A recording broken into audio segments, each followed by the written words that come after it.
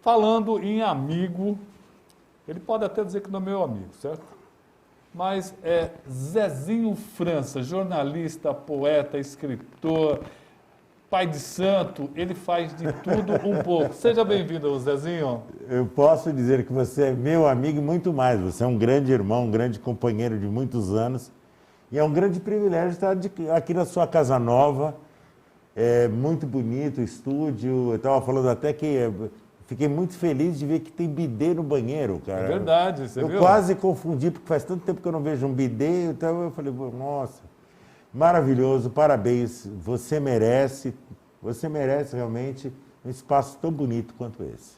Obrigado. E é sempre bom receber amigos, pessoal. Quando eu falo amigo, é amigo mesmo. Eu não estou falando aí, eu conheço o Zezinho há muitos anos aí, mexendo com política também. E ele é candidato a vereador pelo Partido Verde. Por que ser candidato a vereador, Zezinho? Olha, bem... Aliás, primeiro vamos falar já o número. 43666. 43666. Então vamos fazer o seguinte, vou pedir para os meus amigos que estão nos acompanhando compartilhar, porque essa entrevista vai ser muito interessante. Vamos compartilhar para toda a cidade conhecer o Zezinho França, ok? Vamos lá, por que ser vereador? Olha, não é a primeira vez que me pedem para que eu seja candidato. Já todas as eleições, desde os anos 80, todo o pleito eleitoral municipal e estadual também, existe um clamor assim dos meus alunos, do pessoal da minha religião, da religião de matriz africana, os outros artistas, para que eu seja candidato, porque eu sempre fui a voz de frente que lutou pelos interesses dessas pessoas, principalmente os artistas, quem estava na tribuna, nos jornais, lutando pelos interesses dos artistas, para que fossem respeitados a cultura e a arte guarulhense, para que a arte institucional fosse voltada especificamente para o resgate de cidadania, que sempre foi a minha luta, né? Nós vamos falar um pouco sobre isso, para que houvesse liberdades individuais que fossem respeitadas. As pessoas têm o direito de ser aquilo que querem ser. Então, por esses aspectos, fui criador do Diet, né? Foi criador, não. Fui um dos fundadores do grupo de apoio e solidariedade em AIDS. Vários outros estavam juntos na criação. Por quê? Porque a gente acreditava que o homossexual, as pessoas que estavam suscetíveis ao vírus, precisavam de apoio e solidariedade e não serem discriminados como eles eram na época. Então, a minha luta pelas liberdades individuais, a minha luta pelo artista guarulhense, pela inclusão social, pela liberdade de culto, então sempre havia o clamor para que eu fosse candidato e eu sempre me recusei. Entretanto, o Partido Verde, infelizmente, em 2016, sofreu um problema muito grave que acabou trazendo graves problemas para o diretório de Guarulhos. E na estruturação da chapa deste ano, a direção do partido, acolhendo vários pedidos de vários segmentos, me pediu que eu fosse candidato e eu aceitei porque eu achei que eu deveria fazer a minha contribuição, tanto para essas pessoas, quanto para o partido e para o projeto do Partido Verde, do qual eu sou um dos fundadores, então eu não podia me... Ô Zezinho, você é muito ligado à cultura e eu gosto muito da questão da cultura. Como um vereador pode ajudar a fomentar mais a cultura em Guarulhos? Não tirando dinheiro do bolso, não é isso que eu estou querendo dizer, não. Sim. Olha, em 1982 nós elegemos o primeiro artista para a Câmara Municipal, que foi um cara chamado Gilmar Lopes, o rei da tribuna. Fazia verdadeiros shows quando subia a tribuna. E através do mandato do Gilmar Lopes, nós construímos, pela primeira vez na cidade, uma política cultural. O Gilmar foi diretor de cultura quando não existia Secretaria de Cultura, havia somente uma diretoria dentro da Secretaria de Educação. Em 1996, 95, mais precisamente, houve a Conferência Nacional de Educação e Cultura em Brasília e eu fui um dos delegados. Eu fui o delegado de Guarulhos nessa conferência. E um dos artigos do documento oficial da conferência, que formou o Código Nacional de Cultura do Brasil, né? Que dizia que todas as cidades com pelo menos 200 mil habitantes deveriam ter uma Secretaria de Cultura para administrar as atividades culturais e de arte da cidade, institucionais, bem como dando o direito dessas cidades, esses municípios, receberem as verbas nacionais do Fundo Nacional de Cultura. Então, eu já havia feito uma gestão em 96, isso foi em 2006, eu estou confundindo as datas. Em 96 eu fiz uma gestão junto a todos os candidatos a prefeito na época, que foi o Carlos Derman, foi o Neftales, o Pascoal Tomeu e todos os outros. Eu era presidente da Associação dos Artistas e da Federação Guarulhense de Teatro Amador na época, para que fosse criada a Secretaria de Cultura. E foi criado, o DEF ganhou e criou a Secretaria de Cultura, Mara Modesto foi a primeira secretária de Cultura de Guarulhos. Em 2006, então, nós estruturamos uma política junto ao governo federal para que fosse enviado para Guarulhos verbas culturais. E essas verbas, infelizmente, não foram aplicadas da maneira correta. Quando você fala de cultura e de arte numa cidade, você fala de resgate de cidadania. Você fala, eu sempre digo que uma poesia que seja declamada com dinheiro do cidadão, ou seja, dinheiro institucional, deve resgatar a vida de alguém. Isso eu sempre falo. Tem que resgatar a vida de alguém, que é todo o meu trabalho com o meu projeto Teatro Arte da Vida, que eu criei em 84, quando eu fui buscar as jovens e adolescentes na periferia para, através da arte, resgatar cidadanias. Então, nós fizemos tudo isso de graça. O Letra Viva fez o projeto O Poeta Vai à Escola, o Poeta Passeia pela Praça, um poeta na cidade, e nunca tivemos verba pública. E quando essas verbas públicas chegaram, infelizmente a prefeitura usou para trazer grandes shows, grandes espetáculos, como se fossem agentes e empresários de grupos musicais e de péssima qualidade cultural, principalmente, né? Se fossem grupos culturais que trouxessem alguma coisa para engrandecer a cultura da cidade, ainda ótimo, mas nem isso foi, né?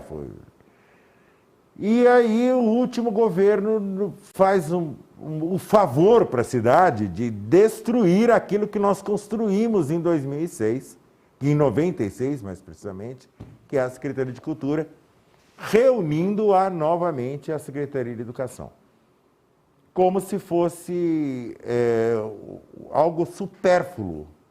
Cultura é a sabedoria de um povo. Nós não conseguimos contar a história de Guarulhos até hoje. Nós não conseguimos construir um conceito de estruturação dos bens culturais materiais e imateriais.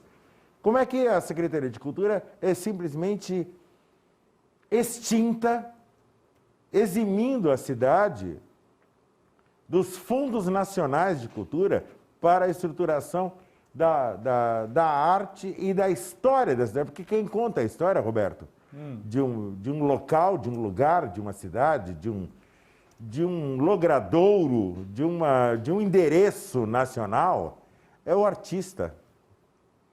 Perfeitamente. Eu gosto muito. O que o Zezinho fala é extremamente importante. Cultura não é só música, é conhecimento. Quando o nordestino fala assim, ó, quando as formigas começam a voar, ou então começa, os animais sentem quando a chuva vai cair. Sim. Isso é cultura. É um conhecimento. Eu conheço a cultura imaterial do local, Exato. do lugar. Ou que planta você pode comer, que planta é remédio. Isso é cultura. Isso a gente aprende no teatro, na música, na boa música. Boa música, por Não. favor. Bom, me fale um pouquinho do PV. Como é que está o PV agora? Teve até um problema com o Jovino Cândido. Me explica essa questão do... me disseram que ele não estava com o título de eleitor regularizado. Cancelado. Não, no mesmo momento que saiu essa notícia, eu redargui no mesmo momento. Existem realmente questões em aberto do governo do NEF, quando ele era vice-prefeito, que ainda não foram fechadas. Por quê? Porque ele era vice-prefeito e acabou respingando em toda a chapa. Entretanto, essas questões não foram nem ao menos julgadas. Se não foram julgadas, então não tem, está em ad júdice e o Jovino não tem nenhuma participação disso. Tá para ser julgada ainda, não está no TSE essas questões, né? E são questões exclusivamente do governo do Neff Tales, quando a gente já estava na barraca que nós montamos para pedir justiça, para pedir que a justiça apurasse as denúncias, que a Câmara fizesse o seu papel de julgar a questão. Nós nunca pedimos o impeachment do Neff Tales. E eu posso falar isso porque eu fiquei na barraca durante 180 dias. Foi. É interessante essa história. Vamos trazer aqui um dia para contar um pouquinho sobre essa história. Quando começaram, e tudo começa com uma denúncia que foi feita não pelo Jovino Cândido. Quem fez a denúncia foi o Eloy Petá, que era deputado estadual. E pelo que ele conta, um vereador de Igaratá ligou para ele e disse: olha, o seu prefeito está comprando a cidade toda. E realmente o Neff Tales tinha comprado 5 fazendas numa noite, com dinheiro vivo que chegou em caixas de sabão em pó. E aí, quando a Assembleia Legislativa do Estado de São Paulo, então fez a inquirição judicial e criou uma CPI para fazer a apuração disso, através da ação do Eloy Petá. Não foi o Jovino que fez. Quando aconteceu essas denúncias, então o Jovino Cândido foi falar com o prefeito e o prefeito Neff Tales demitiu o Jovino do cargo de secretário municipal de esporte e todo o grupo do Partido Verde que estava no governo. E tirou o gabinete do vice-prefeito. Então nós botamos uma barraca no quintal do Palácio Bom Clima, da Casa Branca, colocamos gabinete do vice-prefeito e colocamos uma faixa. Exigimos que a Justiça e a Câmara dos Vereadores façam o seu papel e investiguem. E aí deu aquele rolo. E deu aquele rolo violento. A Justiça realmente afastou o Neff, impulsou o Jovino interinamente e nós continuamos na barraca. Mesmo o Jovino sendo prefeito, ele não ocupou o gabinete de prefeito. Ele até despachava em alguns momentos lá dentro, mas nós nos mantemos na barraca até o momento da cassação definitiva do Neff Tales. Tá, mas vamos falar um pouquinho mais do futuro, que nosso tempo já está voando aqui. Não, quais são suas ideias para um mandato e quais seriam os projetos que você já tem na sua cabeça para um mandato Zezinho França? Olha, eu digo o seguinte, meu querido Roberto, Samuel, eu sou um cara que a única coisa que eu prometo é ser exatamente o que eu sempre fui e fazer exatamente o que eu sempre fiz. Eu posso prometer que eu vou lutar pela dignidade, pela moral e pela honra e pela moralidade na administração pública, porque eu já faço isso como jornalista, eu já faço isso como cidadão. Eu posso dizer que eu vou lutar para que o artista tenha espaço dentro dessa cidade e seja respeitado na sua integridade e na sua importância dentro da história dessa cidade. Mas isso eu já faço há 30 anos. Eu posso prometer que eu vou trabalhar para que os jovens e os adolescentes dessa cidade possam ser resgatados para evitar que sejam um número dentro de um processo estatístico. Através da educação, da cultura e da inclusão social. Isso eu já faço há 30 anos.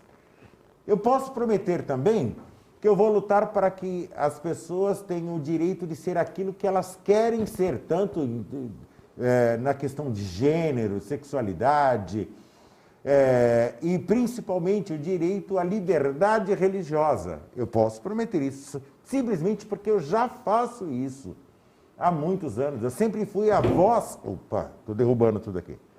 Eu sempre fui a voz eloquente em defesa da liberdade de culto. Quem lutou pela liberdade de culto, e você é testemunha disso, sempre fui eu. Então eu posso olhar nos olhos do munícipe e dizer, eu prometo ser o que eu sempre fui.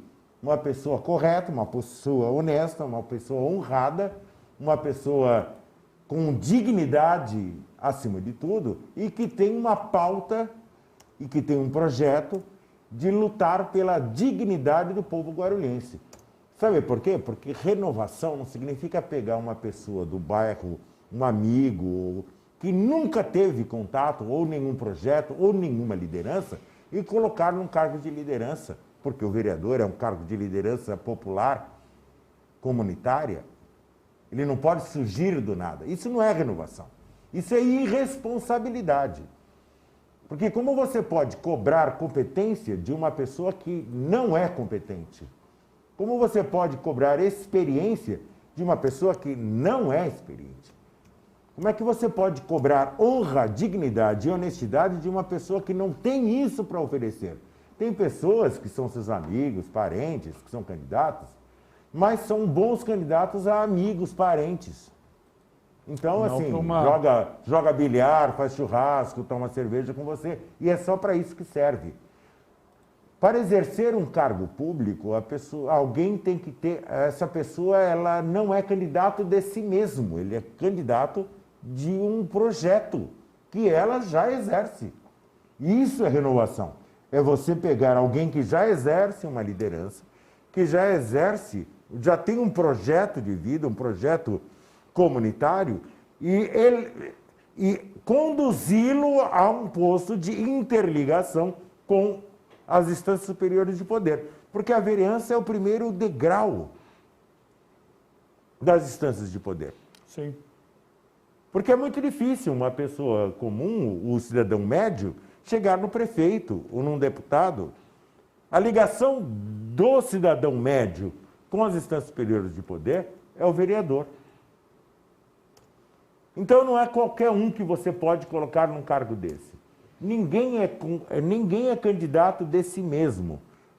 As pessoas são candidatas de um projeto que elas já desenvolvem. Eles são candidatos, são representantes de um grupo que eles já possuem uma liderança.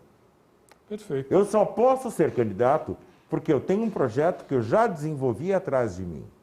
Eu só sou candidato porque um grupo de pessoas que eu já represento confia em mim para me elevar a este posto. Agradecer ao nosso amigo Zezinho. Quem quiser falar com o Zezinho França, como é que faz? Pode entrar na minha fanpage no Facebook, @ZezinhoFrança, ou pode falar comigo no WhatsApp, pode me ligar para me xingar, para dizer que eu sou lindo também, pode, não tem problema. É que é 98612-4284. Repete. 98612-4284. Tem os meus canais de YouTube, né, também. Lá nos canais de YouTube você vai me ver cantando, recitando poesia ou dando aula. Tem um canal que é o De Papo com o Tio Zé, onde eu dou aula de antropologia e teologia. Eu acho que vocês vão gostar desse canal.